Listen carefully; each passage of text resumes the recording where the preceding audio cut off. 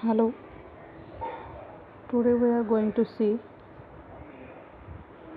the poem in our first unit. Have you ever seen?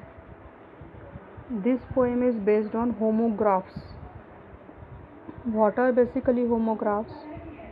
Homographs are the words which have same spellings, same pronunciation, but their meanings are different. Let us see some examples first.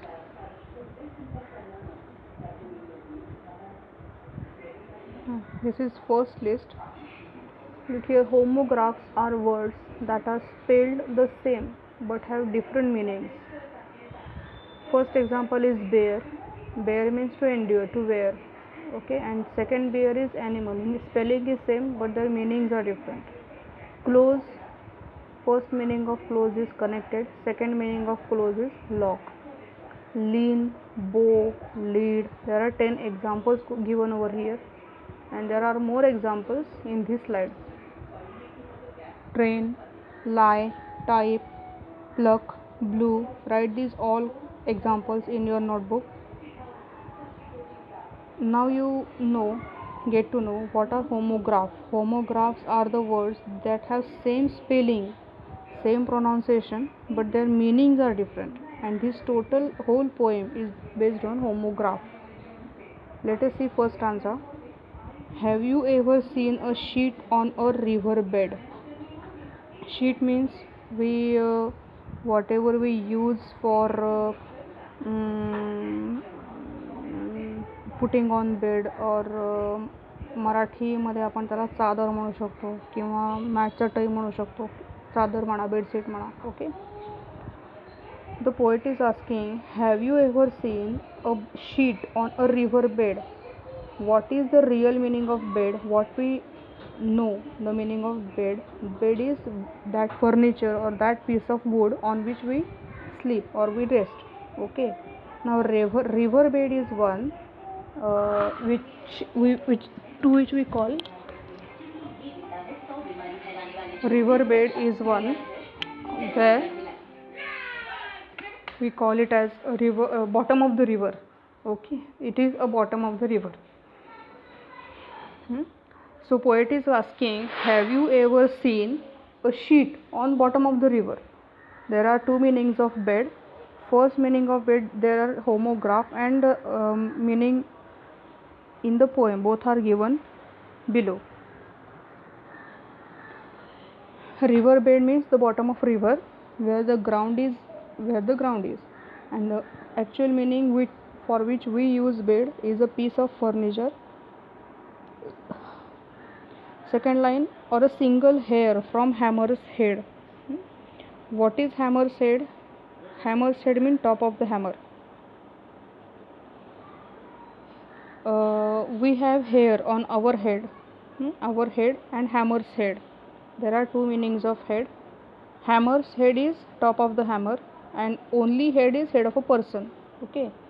Head of a person has hair, but poet is asking, have you seen a single hair on the hammer's head? Has the foot of mountain any toes? Foot of mountain, that means lower part of or base of mountain. And next, another meaning of foot is foot of human being. Then foot of human being have some toes. Then poet is asking, have you seen foot of mountain having toes? Next. No, Papa, stop.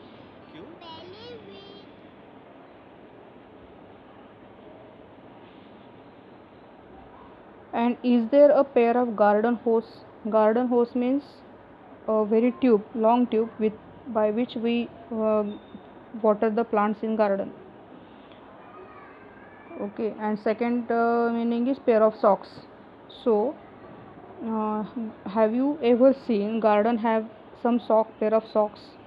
Okay. Second slide is, does the needle ever wink its eye? Okay, wink meaning closing and opening the eyes, that is winking. What is needle eye? The hole at the top of needle. And what is eye? Human eye. This eye has two meanings, human eye and a hole at the top of needle, that is needle eye. We wink our eye. our eyes. Human being can wink his eyes, but can needle wink its eyes? Why doesn't the wing of building fly? Wing is wing of building is it is a part of building, and wing is a organ of bird to fly. Birds can fly their wings, but does anybody have seen the wings of building fly? Can you tickle the ribs of parasol? Parasol means umbrella. Okay, parasol is umbrella. And second, ribs. Ribs means we have some bones in our rib cage. Those are called as ribs.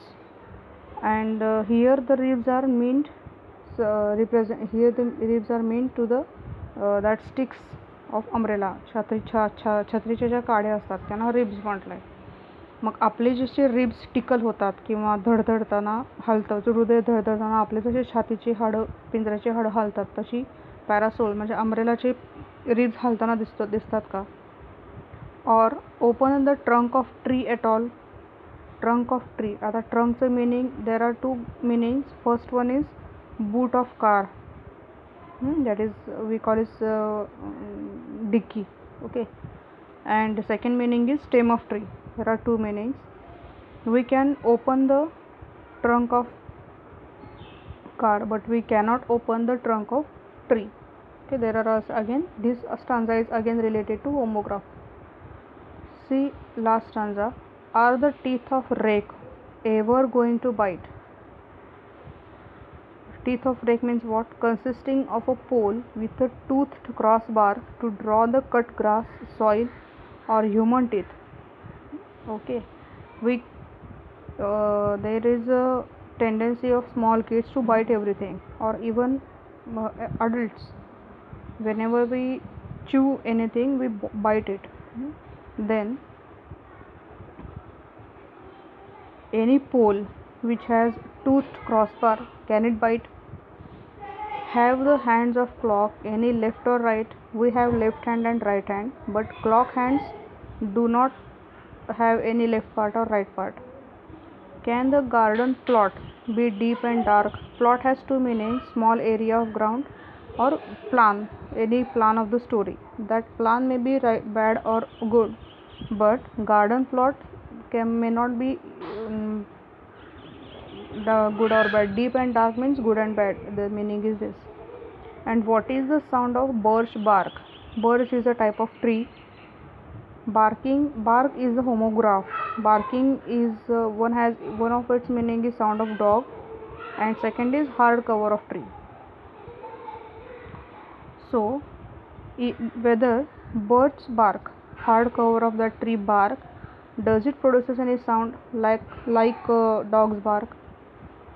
Such a way this total poem is based on homograph. I am sending pics of all these slides. You have to write all the homographs examples which I shown before. Then write the poem, write meanings and all the homographs in all slides, and then go for workshop. Okay.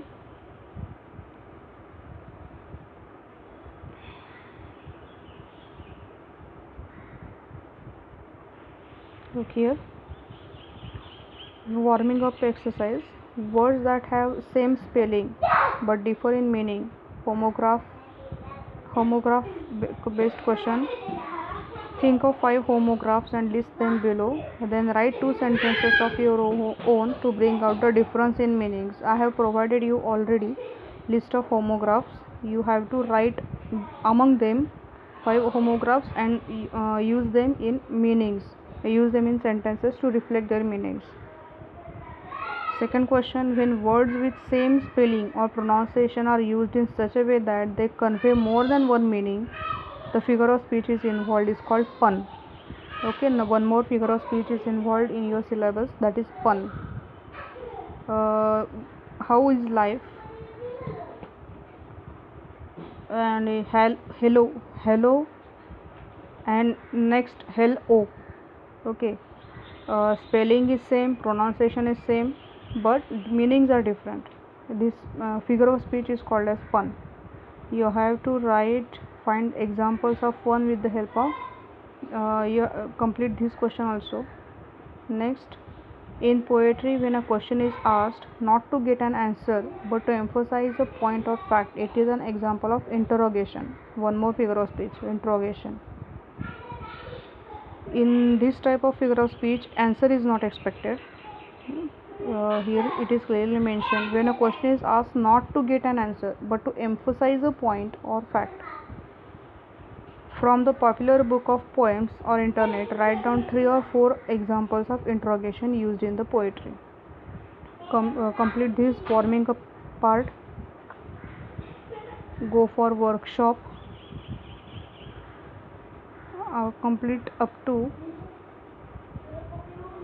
question number 2 only. Okay, we will go from question number 3 tomorrow. Okay, let us stop.